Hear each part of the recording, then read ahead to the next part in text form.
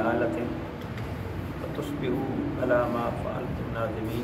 صدق اللہ العظیم، صدق رسول النبی الکریم الامین۔ کبھی شمس الضحیٰ بن کر، کبھی بدر الدجا بن کر، کبھی خیر الورا بن کر، کبھی نور الہدا بن کر، ضیاء بن کر، عطا بن کر، صبا بن کر، سخا بن کر، وہ ہر شے میں نظر آئے محمد مصطفیٰ بن کر۔ سبحان اللہ۔ اللہ جل مجدہ کی بارگاہ میں عطیہ شکر بجا لاتے ہیں کہ اس رب العزت نے ہمیں اپنے حبیب صلی اللہ علیہ وآلہ وسلم کے توسل سے اپنی بارگاہ میں حاضری کی توفیق عطا فرمائی۔ سورہ حجرات کا درس چل رہا ہے۔ آج ہم آیت نمبر 6 کے حوالے سے گفتگو کریں گے۔ حضور نبی مکرم صلی اللہ علیہ وآلہ وسلم نے ایک صحابی کو بھیجا ایک قبیلے کی طرف کہ وہاں سے زکوٰۃ لے کر آؤ۔ اس شخص کی اس قبیلے کے ساتھ زمانہ جاہلیت میں مسلمان ہونے سے پہلے کوئی لڑائی جھگڑا تھا، انبن۔ اب وہ بھی مسلمان ہو چکے تھے، یہ بھی مسلم تھا۔ یہ زکوٰۃ اکٹھی کرنے کے لیے حضور کی طرف سے نمائندہ بن کے گیا تھا۔ جب یہ وہاں پہنچے تو وہ باہر ویلکم کرنے کے لیے نکلے۔ ان کو غلط فہمی ہوئی یا ممکن ہے کوئی وہ پہلے والا بدلہ لینا چاہتے ہوں، جو بھی ہے، یہ واپس آ گئے اور حضور سے آ کر عرض کی کہ یا رسول اللہ وہ دین سے پھر چکے ہیں، مرتد ہو گئے ہیں، زکوٰۃ سے انکار کر دیا ہے، مجھے قتل کرنے کے درپیش ہے۔ آقا علیہ السلام نے حضرت خالد بن ولید کو غالباً نمائندہ بنا کر بھیجا کہ جاؤ جائزہ لو، وہ زکوٰۃ دیتے ہیں یا نہیں دیتے، وہ مسلمان رہے ہیں یا نہیں رہے، اگر نہیں رہے تو پھر ہم ان کے خلاف جنگ کریں گے۔ حضرت خالد بن ولید گئے، انہوں نے جائزہ لیا، علامات دیکھی، مسلمانوں والی کوئی علامات ان میں پائی جاتی ہیں۔ اب مسلمانوں والی علامات کا جائزہ لینا ہو تو ایک ہی علامت ہے، وہ نماز ہے، جس سے ہمیں اندازہ ہوتا ہے کہ یہ بستی مسلمانوں کی بستی ہے۔ دیانت میں تو غیر مسلم بھی آگے ہیں، امانت میں وہ ہم سے آگے ہیں، سچ بھی بولتے ہیں۔ یہ مسلمانوں کی بظاہر علامت صرف نہیں ہے کہ جس سے پہچان ہو سکے، لامحالہ طور پر اسلام کے احکامات ہیں، لیکن پہچان کرنی ہو تو پھر نماز ہی پہچان ہے۔ اب بستی میں جاتے ہیں، آپ کو پتہ چلتا ہے یا مسلمان رہتے ہیں یا غیر مسلم رہتے ہیں، تو آپ ناواقف ہیں، تو کیسے پتہ چلے گا کہ اذان ہوئی تھی یہاں پہ کہ نہیں ہوئی تھی، جماعت ہوئی تھی کہ نہیں ہوئی تھی، نماز لوگ پڑھتے ہیں کہ نہیں پڑھتے۔ اگر پڑھتے ہیں، اذان ہوتی ہے، تو آپ سمجھ جائیں گے کہ یہ مسلم ہیں، اور اگر ایسی بات نہیں ہے تو پھر آپ کہیں گے کہ ان کا اسلام کے ساتھ کوئی تعلق نہیں۔ خالد بن ولید نے جائزہ لیا، اذان بھی سنی، جماعت بھی دیکھی، لوگوں کو نماز پڑھتے دیکھا، اور ان سے اپنا تعارف کروایا کہ مجھے حضور نے بھیجا ہے تو آپ زکوٰۃ دو۔ انہوں نے ویلکم کیا اور زکوٰۃ بھی دی۔ اب وہ جب واپس آئے، حضور نبی مکرم صلی اللہ علیہ وسلم کو یہ خبر دی، آقا خوش ہوئے۔ اس وقت یہ آیت نازل ہوئی کہ ممکن تھا اگر تحقیق نہ ہوتی تو پھر جنگ ہو جاتی۔ آ کر بتایا کہ انکار کر دیا ہے اور وہ اسلام سے پھر چکے ہیں تو پھر جنگ ہونا تھی، پھر قتل و غارت ہوتی. تو یہ آیت نازل ہوئی یا ایھا الذین آمنوا، اے ایمان والو، ان جاءکم فاسق بنبأ، اگر کوئی فاسق تمہارے پاس کوئی خبر لے کر آئے، فتبینوا، تو اس کی تصدیق کر لیا کرو. یہ تو ایک واقعہ ہوا تھا، اور اس واقعہ کی روشنی میں ہمیشگی کے لیے ہمارے لیے یہ قانون بنا دیا ہے کہ جب بھی کوئی تمہارے پاس خبر پہنچے، اس خبر پر رد عمل نہیں دینا، اس خبر کی تحقیق کرنی ہے. خبر کی تحقیق کرنی ہے. ممکن ہے وہ کسی حسد کے باعث خبر دے رہا ہے، کوئی بغض ہے اس کو، کوئی عداوت ہے، کوئی دشمنی ہے، یا اس کا کوئی مفاد وابستہ ہے اور صحیح خبر آپ کو نہیں دے رہا. تو آپ کے پاس خبر آئے تو اس پر تحقیق کر لو. تحقیق کرنے کے بعد رد عمل کا اظہار کرو. ہمارے یہاں پرابلم یہ ہے کہ ہم بغیر تحقیق کے رد عمل دے دیتے ہیں. اسلام پر عمل کرنے والوں کے لیے یہ جائز. یہ سوشل میڈیا سارے کا سارا جھوٹ ہے، الا ماشاء اللہ. الا ماشاء اللہ کا مطلب ہوتا ہے کہ کچھ ایسی باتیں کر جاتے ہیں کہ کئیوں کے انتقال کی خبر دے دیتے ہیں، اور بعد میں پتہ چلتا ہے کہ وہ انتقال نہیں ہوا. بے شمار ایسی چیزیں آتی ہیں کہ جو خبر دیتے ہیں وہ ایسا نہیں ہوتا. یہ پچھلے دنوں ڈالر مہنگا ہوا، یہ 1-2 دن کی بات ہے، اور فیس بک پہ غالباً سستا تھا. تو یہ خبریں بے شمار ایسی ہیں، باتیں غلط خبریں آتی ہیں. تو ہمارے لیے یہ ہے کہ ہم رد عمل کا اظہار کرنے سے پہلے اس کی تحقیق. ہمارے خاندانوں میں یہ پرابلم بنتا ہے، لڑائیاں ہوتی ہیں، جھگڑے ہوتے ہیں، فلاں نے یہ بات کر دی تھی، اس پر رد عمل بھی ہو گیا، لڑائی بھی ہو گئی، باس بھی ہو گئی، تانے بھی ہو گئے، سارا کچھ ہو گیا. بعد میں پتہ چلا کہ جی نہیں، بات ایسے نہیں تھی، اس نے ایسے کی تھی. تو یہ کیا اسلام کا نام لینے والوں کا حال ہے کہ بغیر تحقیق کے لڑائی جھگڑا کرتے رہیں؟ تو اللہ جل مجدہ نے منع کر دیا کہ جب تمہارے پاس کوئی خبر آئے تو اس کی تحقیق کر لو. ان تصیبوا قوما بجہالۃ، ایسا نہ ہو کہ تم کسی قوم کو لا علمی میں تکلیف پہنچا بیٹھو. فتصبحوا علی ما فعلتم نادمین، پھر اپنے کیے پر تمہیں پچھتانا پڑے. لہذا تحقیق کر لیا. تو اگر اس اللہ کے قانون کی ہمیں سمجھ آ جائے حقیقی معنوں میں اور ہم عمل کر لیں، ہم بے شمار پریشانیوں سے خود کو بچا لیتے ہیں. بے شمار پریشانی. یہ قرآن کیا ہے؟ قرآن ہماری ٹینشنوں کو دور کرتا ہے، اور کیسے دور ہوگا؟ اس پر عمل کریں گے تو دور ہوگی پریشانی.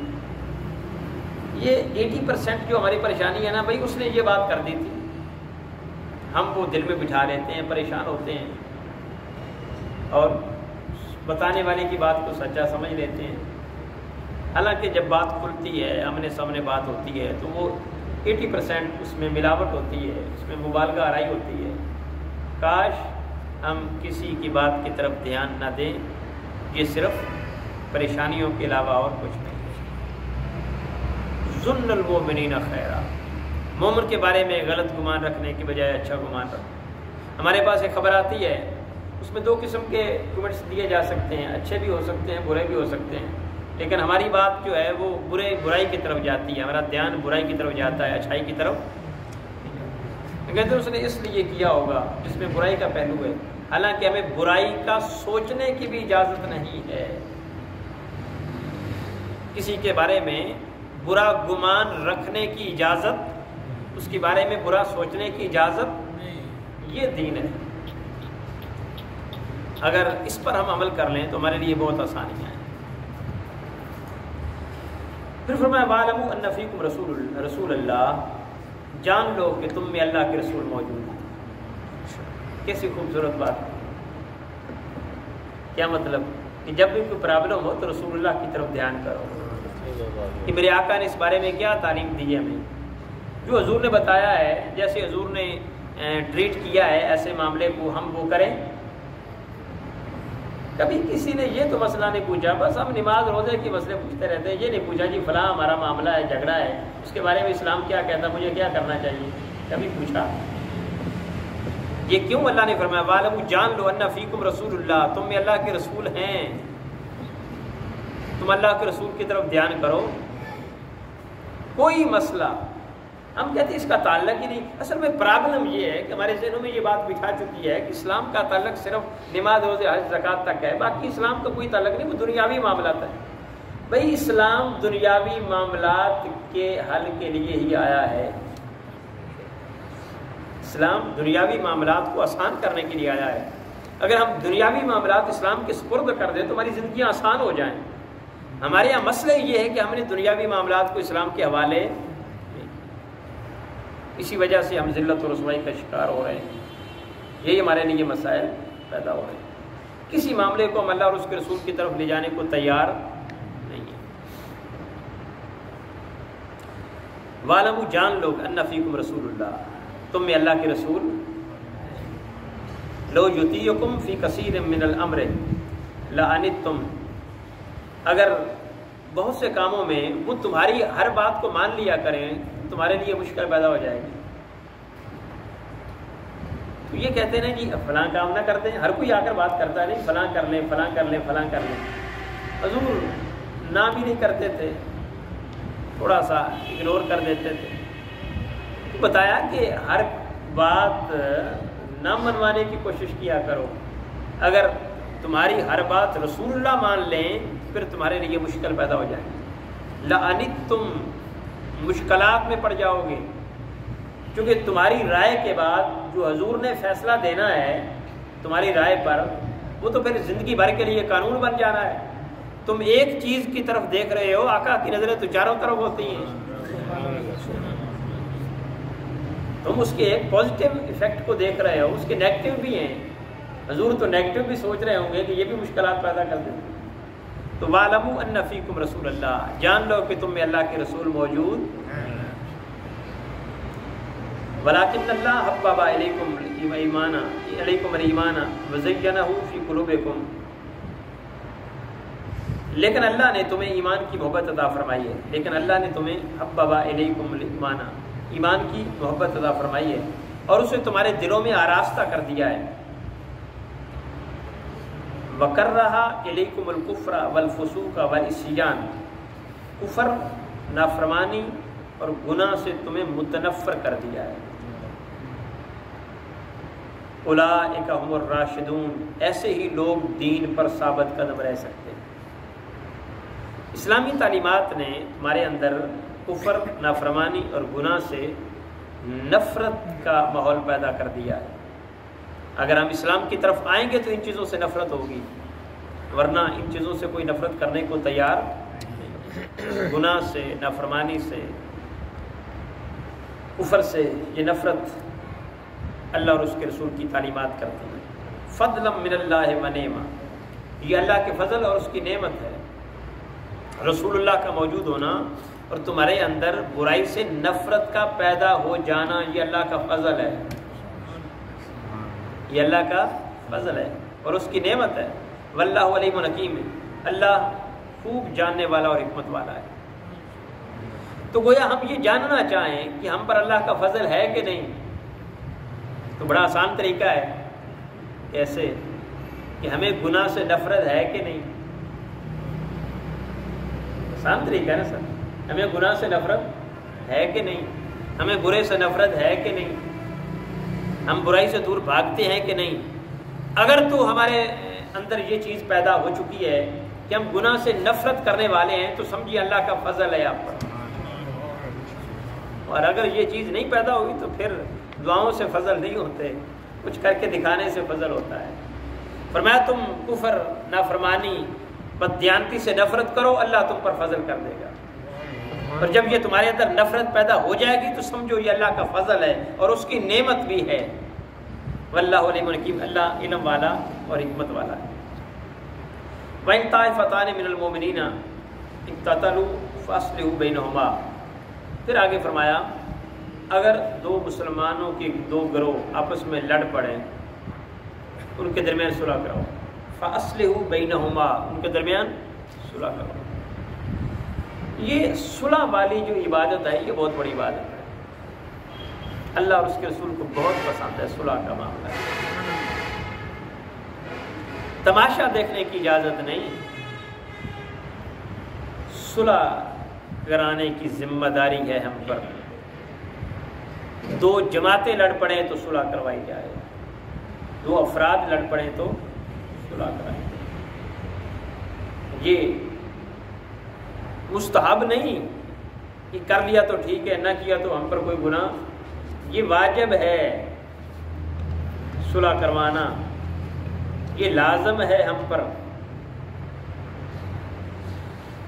ہر آدمی اگر یہ چیز ٹھان لے کہ میں نے صلح کروانی ہے تو پھر اس کا مائنڈ پازیٹیو ہو جائے گا، وہ خود کسی کے بارے میں غلط گمان نہیں کرے گا۔ یہ چیز ٹھان لے، اپنے دل میں بٹھا لے کہ میں نے لوگوں کے درمیان صلح کرانی، میں نے صلح کا ماحول بنانا ہے، میں نے لڑنے نہیں دینا۔ تو جب وہ یہ کوشش کرے کہ میں نے کسی کو لڑنے نہیں دینا تو خود لڑے گا۔ جب وہ کسی کو صلح کروائے گا تو اس کو سمجھائے گا کہ پازیٹیو سوچو، تو خود نیگیٹو سوچے گا۔ لہذا ہم نیگیٹو چیزوں کو چھوڑنا نہیں چاہتے، اس لیے صلح کرانا نہیں چاہتے۔ تو اللہ فرماتا ہے کہ صلح کرواؤ، تمہاری ذمہ داری ہے کہ تم صلح کرواؤ۔ پھر سوال پیدا ہوتا ہے کہ ہم صلح کروائیں اور وہ نہ کریں، پھر ہماری کیا ذمہ داری ہے؟ بس اللہ خیر سلام، قسمت و صرف جان جو مرضی کرم، نہیں، ابھی تمہاری ذمہ داری ختم نہیں ہوئی۔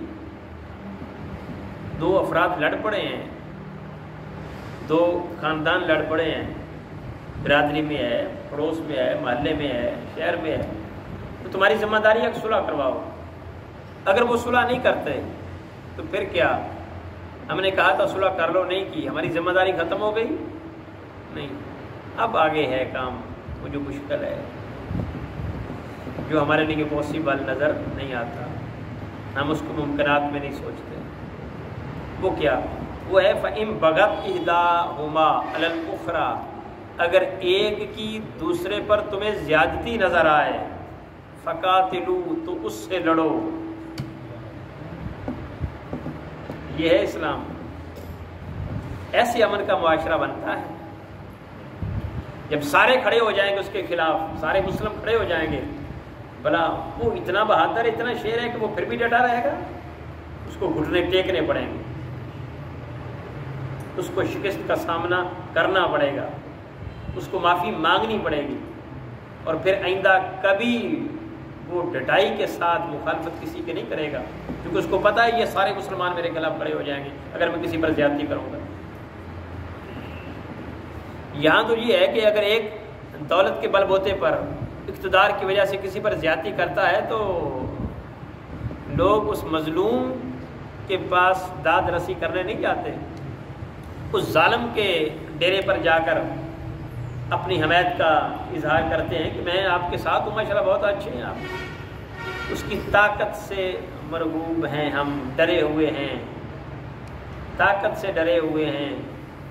حالانکہ مسلمانوں کا کام کسی سے ڈرنا نہیں، اگر تم کسی سے ڈر گئے تو پھر اسلام کس چیز کا درس دیتا ہے تمہیں؟ یہ ایک سجدہ جسے تم گراں سمجھتے ہو 1000 سجدوں سے دیتا ہے آدمی کو نجات۔ مسلمان کسی سے ڈرنے والا نہیں ہوتا، وہ صرف ڈرتا ہے تو پھر اللہ سے ڈرتا ہے۔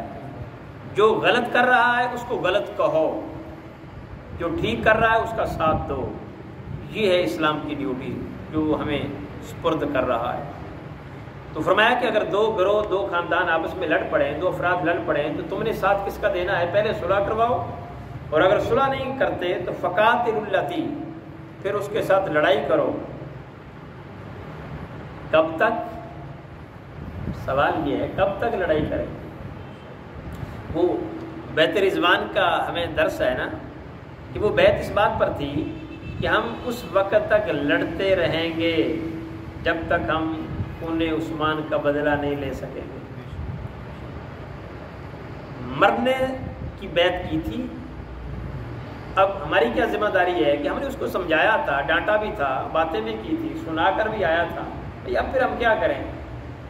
نہیں رائے راست پر آتا تو نہ آئے. نہیں، کب تک؟ فرمایا اللہ تھی تبغی حتیٰ تقیہ الی امر اللہ، یہاں تک کہ وہ صلح کی طرف پلٹ آئے، پھر معاشرہ بری و ذمہ ہوتا ہے. یہ شہادت گاہ الفت میں قدم رکھنا ہے. لوگ آسان سمجھتے ہیں مسلمان،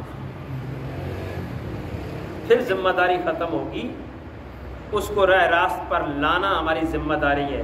حضور نے فرمایا نا کہ ظالم کی مدد کرو، مظلوم کی بھی مدد کرو. یا رسول اللہ مظلوم کی مدد کی بات تو سمجھ میں آتی ہے، تو ظالم کی مدد کیسے کریں؟ فرمایا اس کا ہاتھ پکڑو، اس کو ظلم کرنے سے روکو، یہ اس کی مدد ہوگی. تمہاری ذمہ داری ہے کہ تمہارے ہوتے ہوئے کوئی شخص کسی پر ظلم نہ کر سکے، اس کو روکو. یہ روکنا ہماری ڈیوٹی اور ذمہ داری ہے، حتیٰ کہ وہ باز آ جائے. فَإِنْ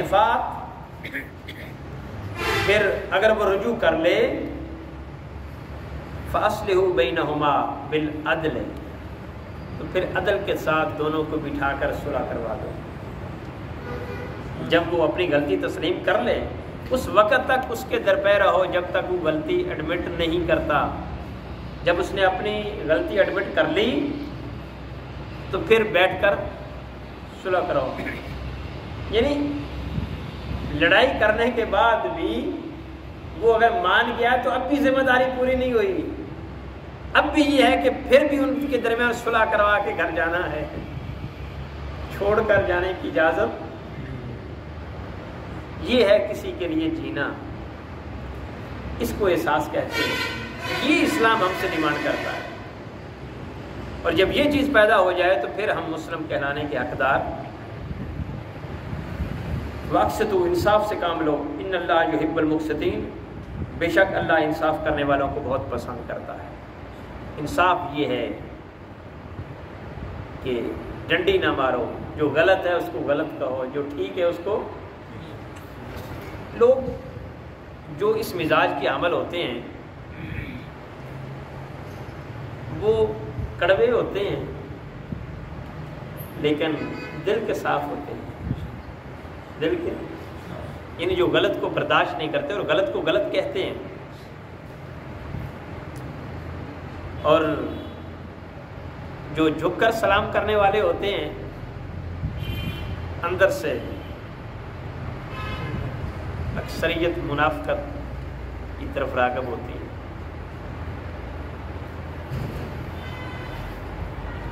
تو ضرورت سمر کی ہے کہ جو ظاہر ہو وہی باطن ہو. اچھا ہے برا ہے وہ تو ایک جیسا نا. یہ منافقت کا کیا فائدہ بھئی؟ کیا اگر برے ہو تو پھر لوگ کیا کہہ دیں گے؟ برے ہی کہیں گے نا. تو جب تمہارا من برا ہے تو اگر کوئی کہہ بھی دے تو پھر کیا بات ہے؟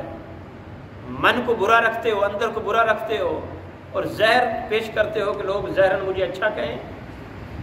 ایسے اچھا کہتا بھی کوئی نہیں، یاد رکھنا، کوئی بھی نہیں اچھا کہتا. لوگوں کو پتا ہوتا ہے یہ منافق ہے، لوگ جانتے ہیں. غلط کو غلط کہنا یہ ہے اسلام. اور حضرت علی المرتضیٰ رضی اللہ تعالیٰ عنہ کا فرمان ہے غالباً، وہ کہتے ہیں کہ جو برائی کو دیکھے اور پھر خاموش رہے، غلط آدمی کو دیکھے پھر خاموش رہے، وہ گونگا شیطان ہے. ہم خود کو کیسے رحمان کے بندے تصور کر سکتے ہیں؟ وہ تو کہتے ہیں، دین والے تو کہتے ہیں وہ شیطان ہے، گونگا شیطان ہے.